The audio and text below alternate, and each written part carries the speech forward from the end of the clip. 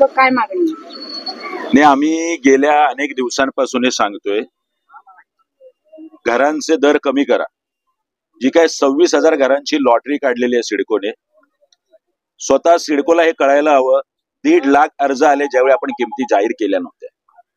किमती जाहीर केल्या गेल्या ह्या 1.5 लाखांमधले फक्त 22,000 लोक राहतात आणि 22,000 लोकांमधले सुद्धा 8,000 लोक ज्यांनी चॉईस दिला नाही त्यांना तुम्ही घरं दिलीत.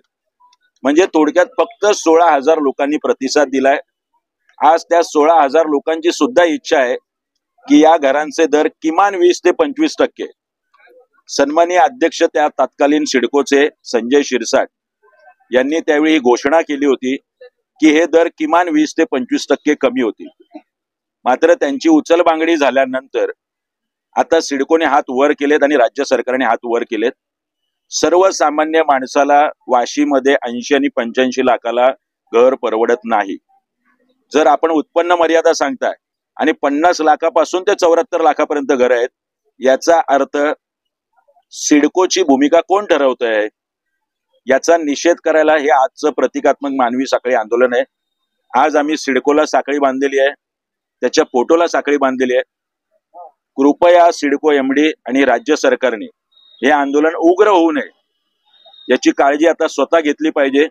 उद्यापासून आम्ही प्रत्येक 550 पोस्टकार्ड राज्य सरकारला आणि सिडकोला पाठवणार आहोत आणि येत्या 8-10 दिवसात जर हे दर कमी नाही झाले तर इंजेक्शन मोर्चा सिडको भवनवर निघेल एवढं मात्र नक्की. तुम्हाला असं म्हणायचं का सिडकोने 100% नुसतं फसवणूकच नाही, हे प्रत्येक वेळी गृहीत धरणं सिडको सोडतधारकांना आणि सर्वसामान्य माणसाचे पैसे वाया घालवणं. 700 कोटी रुपये हे करून आपण कंपन्यांना हे मार्केटिंग आणि सेलचं देत आहे.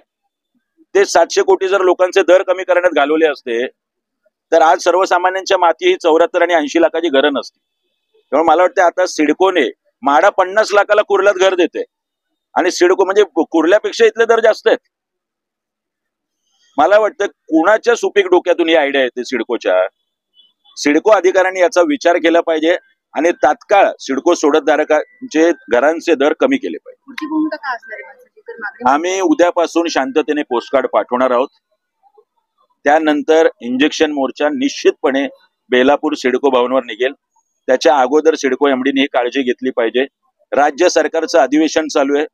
दुर्दैव विधिमंडळामध्ये एकही विधिमंडळ सदस्य या गोष्टीबद्दल बोलत नाही, याचं नवल आहे. राज ठाकरे यांच्याकडे तुम्ही मागच्या वेळी मी आता 2 दिवसांपूर्वी साहेबांकडे गेलो तर हा विषय सांगितलाय. मागच्या वेळी सुद्धा बामणडोंगरीच्या 8,000 सिडको सोडतधारकांसाठी सन्माननीय राजसाहेबांनी पुढाकार घेऊन मुख्यमंत्र्यांची भेट घेतली होती आणि त्यानंतर घरामागे 6 ते 7 लाख रुपये कमी झाले होते. असे 500 ते 600 कोटी मागच्या वेळी सुद्धा आम्ही सिडको सोडतधारकांचे कमी केले होते. यावेळी सुद्धा गरज पडली तर सन्माननीय राजसाहेब ठाकरे नक्की यात लक्ष घालतील.